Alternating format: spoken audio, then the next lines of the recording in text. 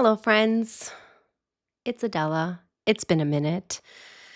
I am. I had a whole podcast that I had planned really structurally to do and a conversation to have with you, but today I am doing it off the cuff completely. Normally, I do have my notes and I have a few things, but it's off the cuff.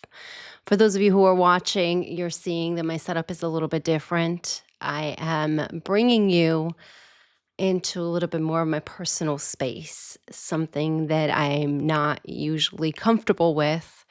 But today marks a little bit of a different date, all of it. Today is today's April 16th. It marks 33 years since the day that I was taken prisoner, since the day that my whole life turned upside down and into hell of absolute chaos. And you talk about hell for real. And it's actually the first day today that I can talk about it in almost a subjective way and looking at it from someone who has experienced understanding that I have experienced what I have, accepting it and processing it in a conversation where emotion is almost put aside, even though I will cry and in some of my testimony that I'll share with you. But the emotion and the cry isn't for the loss or the grief anymore of what was, what could have been, what might have been, or even just the ifs, constant ifs. There is none of that for me anymore. And today really marks that beautiful day. Here's how it started for me to have gotten to where I am. So I'll share it with you in as much of my truth and as comfortability as I can today, but also in a way that is as concise as I can make it. My story is complicated. My truth of what happened is complicated. I have three timelines that I live with. One of what happened to me that I remember myself. One of what actually happened based on the stories and the testimonies that I've been able to gather. And the third one that I created in order to survive. And those timelines have become realities for me. And they don't match, not even close. Identity crisis, dissociative amnesia, complex PTSD. We're talking complexity of an existence. All of that wrapped into a little human being that was forced to stop growing because of other humans' hands. So April 16th, 1993,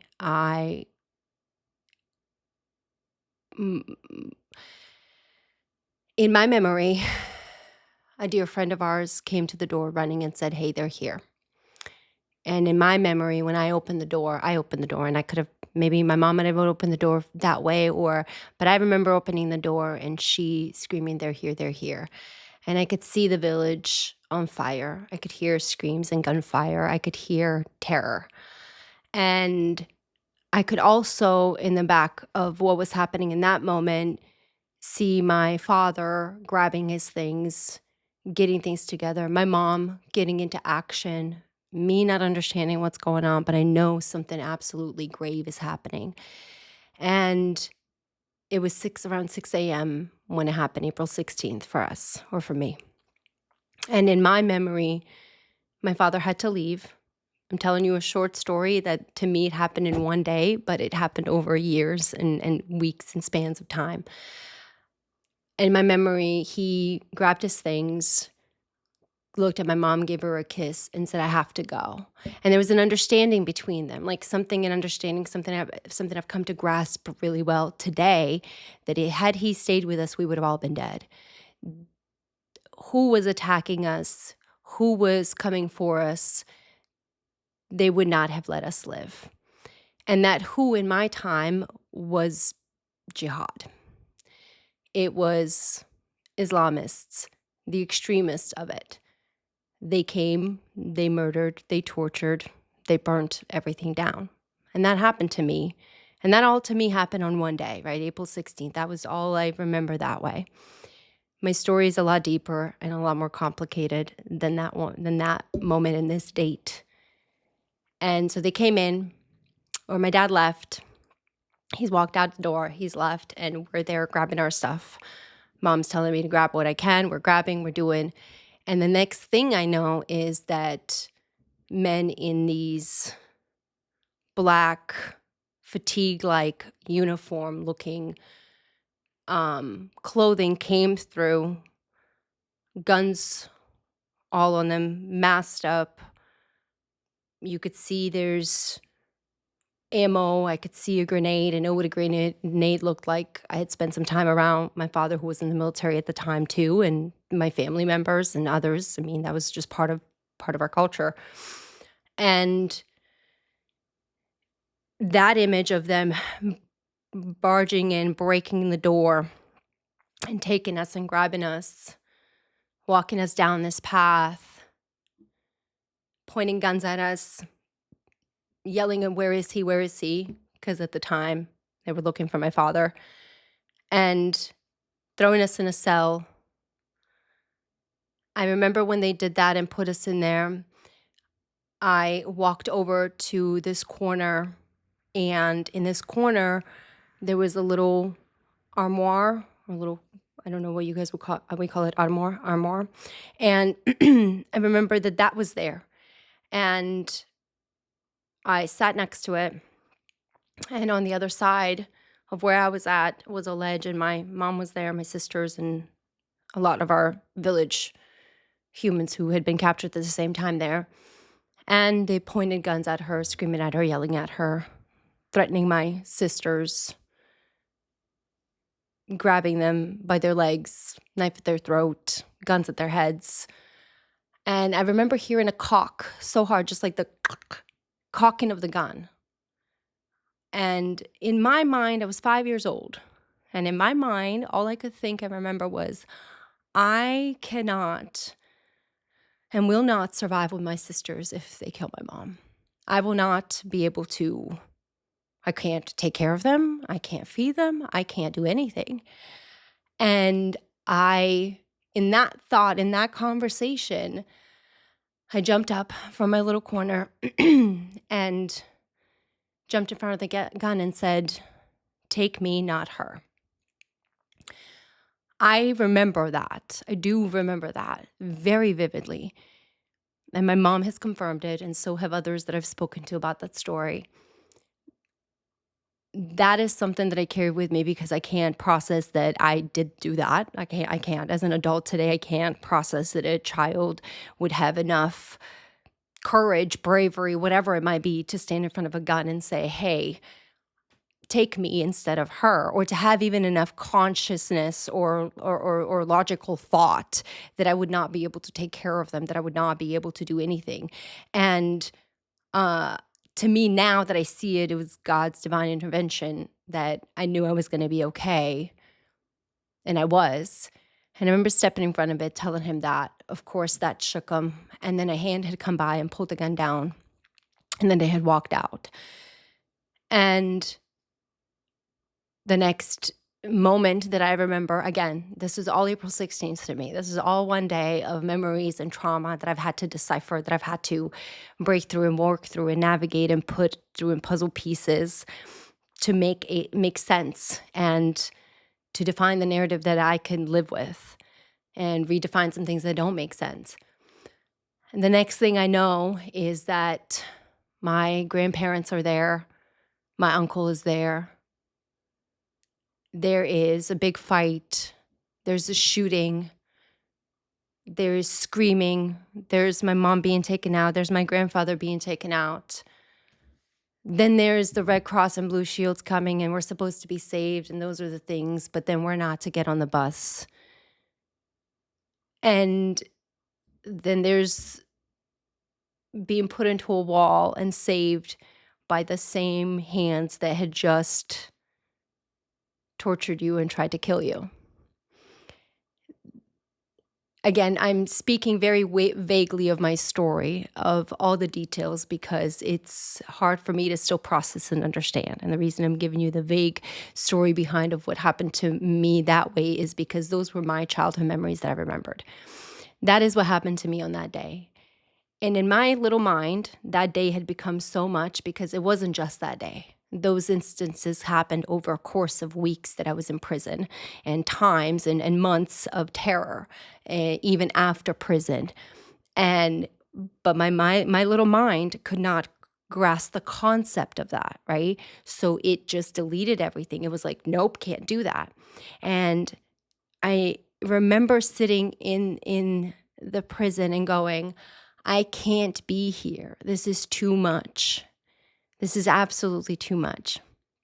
And I walked across the concrete cell, across that room, and walked over to a wall, and I flipped the switch. The next thing I know is I am out in the field. I am in flowers. I am in this amazingly beautiful field with this blue dress on that I have. And I'm older, but I have this little light blue dress with this laced collar on. My hair is a little bit shorter. And I am prancing with the freedom of mountains behind me, wildflowers all around me. And that joy of feeling sunlight and feeling freedom was what I lived with through my whole captivity and through my even growing up and having to readjust to a new culture, new country, new customs. My life that it is now, that is where I've lived. That is who I know I am. And that little girl. The reality, though, is that little girl, not necessarily, that's not really the truth of her. It is an idea of hope. It is an idea that I could eventually, maybe one day, be free. That maybe one day I would be able to be in a field of flowers in a space, and that I could frolic and jump around and be a bird and do all of these things. 33 years later, I'm realizing that through that trauma, through all of that, I'm in a space where I am frolicking like a bird. Today, April 16th, I mark it as a renewal day. I took time to walk through my years of trauma. I did in 2023, 2024. I decided to take one whole year of walking through it, and I'll share more about that and as I navigate this. But today marks the day of that renewal. And I'm sharing this because I want to share how God has played a role in every bit of these moments, and how today He reminded me, literally as I was writing out my moments, that at the age of 5, there was a moment in which right before the war, I really was visited by Him. And He came down and He said to me, trust me, it will be okay. Now, to me, this memory is like a dream because it just, again, nothing in my life seems to be real, but it was like a dream. And the moon was so big and bright and so beautiful, you could almost touch it. And as I sat there watching the moon, watching this, just this beautiful light engulf me, this peace washed over me. And as if on cue, I turned to my left, and there's a family cemetery we have. And there was these two aura-like auras is the only way I can describe it, standing there over two graves, holding hands, and everything in me was at peace. It was, and as clear as day as I could absolutely muster to say, He said, trust me, it will be okay. And then about a week or so later, in that time frame, my whole life again turned upside down. April 16th became a day of hell, and a day that I dreaded up until literally this year. The day my body would repel against, my senses, my memory, my taste. I couldn't understand how I would smell something and I can't put it into where I smell burnt flesh because my mind can't remember, or the smell of blood that I will walk by and I'll just smell it, smell copper irony, smell this wet, sweet, just smell stuff that I don't understand. And it took me a while to really walk through that because, again, I decided as somehow, some way, our minds are so powerful, and when we have faith, it really does combine into your protection, the divine intervention of him coming down. And when I jumped in front of that gun and said, "Hey, I take me instead of her," because well, in my mind, it was logical and reasonable that that would be, and they walked away without anything. And when they gave my mom the option of take these pills or and not wake up tomorrow, or live through another day of hell, whether or not knowing whether when we take you out of this cell and away from your children and we make you walk into homes and on fields full of mines, and hope that you don't get blown up, and hope for your own self that you get to see your children, that you get to be there, and then whoever knows what happens to your children in the prison cell, you know th- when they would give you these options of, like, in those moments, death is seems like the only option. And when they gave those choices to her, the clarity that had come to me was literally like, I it was not me. I jumped in front of the gun, and said no. I stopped her and said, God's going to save us, for like, he's got a bigger purpose for us. I just know it. Trust him, trust him. And when we were saved and when we made it to America and when we were here, my mom said, Adela, when we landed in JFK, you told me, I knew God had a reason. I told you, trust us, it'll be okay. Saved us for a reason. I can't, like, the child in me that is so alive, that presents itself in everything that I do. I can't believe that I've held on to an innocence after so much of absolute tragedy. And to look at life and to look at my life today, I am growing flowers and plants. He said, I gave you the dirt to grow right here. I gave you everything, and you're not doing anything with it, Adela. And I did, and I am. And again, today, 33 years later, I have looked at myself. I have acknowledged myself. I have accepted it. I have given myself and who I am to my God. And he has rewarded me with so much peace within, so much structure, so much solid existence that, like, it's proof I'm keeping plants alive, you guys. That is not something I tried for the last 5 years to grow something to keep it alive. This year it is alive. And this room I'm sitting in right now, through my research of trying to discover who I am and my story, I found out that I bought the layout of almost the layout of the prison cell that we were held in. And to be sitting right here in this little corner in the way it was, except for a little window on the top, not this big window, but a little window on the top for light and to hear sound because it was in a basement. To see that I did, and a bench where it's at right now, and the door where it's at, and the everything, and for me to have rewrote it, redefined it, not allowed it to continue to mar me and scar me. I don't know how I did that, other than I truly believed, and still believe, obviously, but that I was worth the effort of this life. I was worth this breath. And so many who had given up their lives for me when they didn't even know me, when they didn't have to, for me to live and for me to be here, for me to grow, for me to create, for me to multiply and cultivate. Like, that is the gift. And I am so grateful, especially today, that today marks year 33 in which I did my rebirth. I did a whole thing where I shaved my head to talk about I'm reborn, and it was great. But today, truly, with all my, like, all that's of me in any form, I get to say my war, my tragedy absolutely does not define who I am today.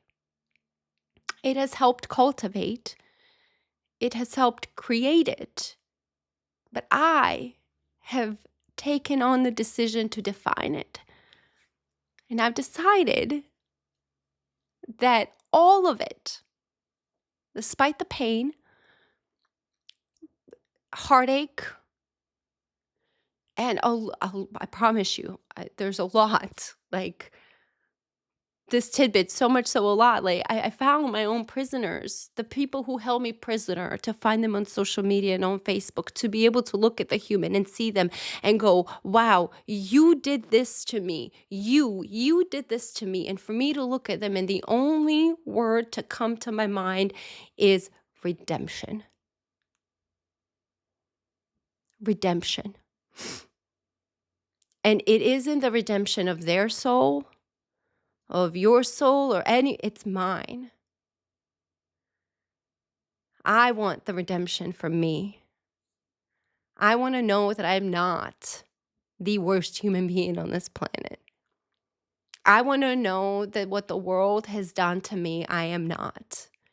I may be sharp, I may be strict and disciplined in things, and I may have a way of speaking in a truth that somebody might not like and might get offended, but I am not an evil being. I am not someone who will be a knife in someone's hands. And that doesn't mean that I wasn't in the past. That doesn't mean that I did not do things, say things that have hurt, that have created so much chaos. But today, as I'm sitting here and reflecting and having this moment, and God is showing me what He has given me, my grass is green in my backyard. And 4 years ago, it was dirt. I have flowers. I have roses. I have fruits. I have an avocado tree. I have plants that are growing, that are joyful to be in my home. It may not seem like it's a lot, but again, what I know a reality to be, and what I have already experienced, I will look today now as an absolute day of celebration, and celebrating that it may have taken me 33 years to come to this moment of absolute acceptance, acknowledgement, and actual narrative for my own today, not of the past. The details don't matter, but it matters that I'm here. I am so grateful and I'm so thankful. I'm living. I am living. And glory to God for that. When I think that I walked away without a scar, you guys, literally, even my mind is not scarred. Yes, I don't have memories. Yes, I have nightmares and PTSD. And yes, my body remembers. And yes, there is parts of me that still, like all of those things, they're in essence scars. Yes, they are parts of me. They will be there. But when I look at it, I have no scar on my own physical being and in my heart or in my soul that has been left, because in the worst of my times, I don't remember it.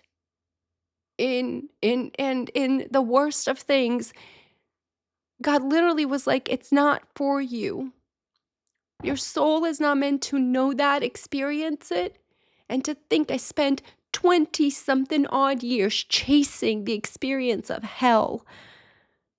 I want to know. I need to know. I got to figure it out. To now going, it doesn't matter. The details of my story don't matter at all. What does matter is today, and what does matter is how I speak today, and how I behave today, and how I act today, and how I move forward today. It does matter that I am not what I used to be. It does matter that I have been given and blessed this opportunity again to have a breath, to have a life, to be able to exhale and do what it is that I desire to do. And even in my moments of grief, I know that the joy that I experience and hear, like that grief is just a passing moment. Even if that passing moment happens to be terror or happens to be years of terror and the thought of all that you've lost. I know it sounds, again, compared to what people are going through right now and where everything is in the world and all of that, I know that firsthand. I absolutely know. And I cannot explain to you this side. I can't explain it. I can't. The Adela you know and the Adela is today, like I cannot explain to you this other than show you the greener result of my life. And it really is, as I was sitting here doing my cards today, putting things together, like I said, I was going to record a specific podcast to do this moment. I couldn't even focus other than on the gratitude and to look back on my life and to reflect back on today of all days, of how far I've come, in days that I would dread, in months that I would forget, in moments of anxiety and anger and anxiousness and everything, to today having a conversation with you about it today. I said today 1,000 times, and that's okay because it is an important day for me. Anyway, the tears are not tears of grief at all. They're the tears of joy, tears of gratitude, and of the fact that I actually did listen. And we as human beings are not, I know that there are those who do terrible things. I have experienced them firsthand. I know them. But majority of us are not those things. We are not the evil. We are not the negative. We are not what this world or what the system or what someone else's idea has deemed for human society and humans to be. We're not. But in order for us to be able to get past the we're not, we actually have to look at ourselves and see ourselves for who we are. And I have made mistakes and I have done my stuff, but I know the devil I live with and I refuse to let that devil out in any shape or form any longer. That doesn't mean that she won't escape here and there, but it means that I know that I'm worth the effort of fighting it. I'm worth the effort of living in truth and in peace and in joy and in kindness and in a different space that is not, again, the fighting. We're not meant to fight all the time. We're not meant to fight. We're just not. And I will stand wholeheartedly on that. As children of God, our true essence is to love each other. Our true essence is to be kind to each other and to not this world and of course the evil forces of the world allow our ego to move us in a way in shape and form that we might not like. So the thing I've learned through my process of accepting, acknowledging, becoming accountable and responsible for my existence is that the only thing I need to get to know the most and the best in this world is myself. I have to be completely aware of what triggers me to whatever length that it might be an outburst or it might be a negative effect to society, because we're not that. Part of discipline and part of healing is knowing that you don't, just because it happened to you, and just because you could be justified, sure, and justified in revenge and vengeance. And just because it happened to you does not mean it is right for you to be what has happened to you, for you to act or for you to hurt back. We're not excusing what happened. We're not forgetting what happened, but we are refusing. I am refusing to be my own downfall. I am refusing to allow a narrative of a world. Well, that's my dog. A narrative of a world to tell me, or a narrative of my own past and the narrative of my mind to tell me I'm not worth the effort of this life, to tell me I'm not worth love and kindness and compassion and peace and joy. I refuse that within me. And when you do that, you have the ability then to refuse it from those around you. Setting boundaries, creating pathways and systems that work for you, and being able to come to a moment and recognize that the day of your trauma sometimes can turn into a healing moment that you can go back and look at. Look at how far I've come. The resilience it took for me to walk this path. The absolute commitment I had to have to myself and faith to Him to walk it alone until He provided those that I needed to walk with. It's absolutely, I'm in awe today and mind-boggling of an experience. Again, I can't explain of where I'm at other than I am so fueled, engulfed, and fed by and surrounded by His love. Because I should not be here today. And I am. So, without further crying and ado, I want to thank you because you have been a support just because you've let me, and not that you had a choice, because I was going to do it regardless, talk and walk through and be a sounding board in my process of trying to understand and find my own healing and redefine my narrative and advocate for myself, inform myself, educate myself, create the artist that I want to be and creator I want to be in this world. You have helped me do that.